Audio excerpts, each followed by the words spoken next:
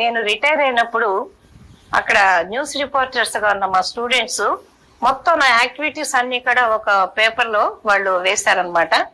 అందులో ఏంటంటే నా కాలేజీకి ఎలా డెవలప్ చేశాను నేను, కలెక్టర్కి ఎలా ఇచ్చాను నేను, కలెక్టర్ గారితో ఎలా మీటింగ్స్ పెట్టి మా కాలేజీని, నేను జాయిన్ అయినప్పుడు గవర్నమెంట్ కాదు అది, తర్వాత కొంతమంది సహకారంతో అక్కడ ఎమ్మెల్యే గారి సహకారంతో కాలేజీని గవర్నమెంట్ చేయించాం. ఆ తర్వాత అక్కడి నుంచి ఫుల్ ఫ్లెడ్జ్ కాలేజ్ గా డెవలప్ చేసినందుకు తుమ్మల నాగేశ్వరరావు గారు వాళ్ళందరూ కూడా చాలా అభినందించారనమాట. యూట్యూబ్ కూడా ఆయన ఒక బిట్ ఇచ్చారు, మేడం మీరు చాలా కాలేజీ చాలా చేశారని. ఇంకా తర్వాత ఆ పైన అదేంటంటే నేను ఎంఎస్సి చదివినప్పుడు కర్ణాటక యూనివర్సిటీలో వాళ్ళు అది కాన్వకేషన్ కి అలా డ్రెస్ ఇచ్చారనమాట. చూసారా, అది అప్పుడు అలా ఉన్నాను నేను, ఎంఎస్సి చదివినప్పుడు అలా ఉన్నాను నేను, జస్ట్ 20 years అప్పుడు. తర్వాత మా వెంటనే కాలేజీలో జాయిన్ అయ్యాను. అప్పుడు నా స్టూడెంట్స్ 16, 17 ఉండే, 3-4 ఏళ్ళు తేడా ఉండేది అంతే. ఆ తర్వాత ఏమో ముఖ్యంగా చెప్పవలసింది మా వారు గారపాటి ప్రభాకర్ చౌదరి గారు, బిజినెస్ మ్యాన్ అనమాట.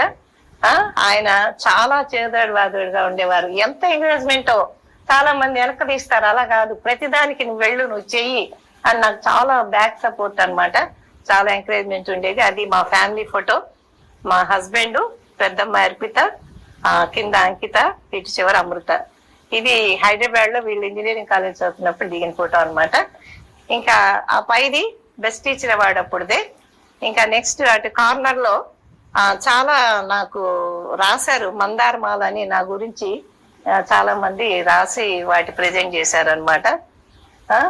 ఇంకా ఆల్ ఇండియా రేడియో ఒకటి, విజయవాడ ఆల్ ఇండియా రేడియో వారు బి హై ఆర్టిస్ట్ గా నన్ను సెలెక్ట్ చేశారు. బి హై ఆర్టిస్ట్ ఇప్పుడు ఏ గ్రేడ్ కూడా పెట్టుకోమంటున్నారు.